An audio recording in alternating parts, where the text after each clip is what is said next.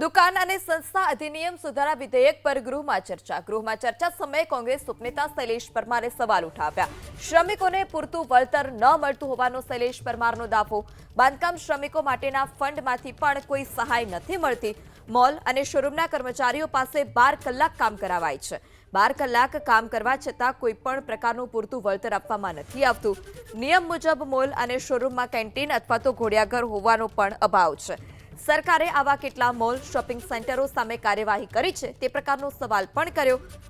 સરકાર વારંવાર વિધેયકો લાવે છે પરંતુ તેનું પાલન નથી થતું। આજની સ્થિતિમાં કામના કલાકોના નિયમોનું પાલન કેમ નથી થતું તેને લઈ પણ શૈલેષ પરમારે સવાલ ઉઠાવ્યા। શ્રમિકોને પૂરતું વળતર ન મળતું હોવાનો શૈલેષ પરમારનો દાવો। બાંધકામ શ્રમિકો માટેના ફંડમાંથી પણ કોઈ સહાય નથી મળતી। મોલ અને શોરૂમના કર્મચારીઓ પાસે 12 કલાક કામ કરાવાય છે। 12 કલાક કામ કરવા છતાં કોઈ પણ પ્રકારનું પૂરતું વળતર આપવામાં નથી આવતું। નિયમ મુજબ મોલ અને શોરૂમમાં કેન્ટીન અથવા તો ઘોડિયાઘર હોવાનો પણ અભાવ છે। સરકારે આવા કેટલા મોલ શોપિંગ સેન્ટરો સામે કાર્યવાહી કરી છે તે પ્રકારનો સવાલ પણ કર્યો। સરકાર વારંવાર વિધેયકો લાવે છે પરંતુ તેનું પાલન નથી થતું। આજની સ્થિતિમાં કામના કલાકોના નિયમોનું પાલન કેમ નથી થતું તેને લઈ પણ શૈલેષ પરમારે સવાલ ઉઠાવ્યા।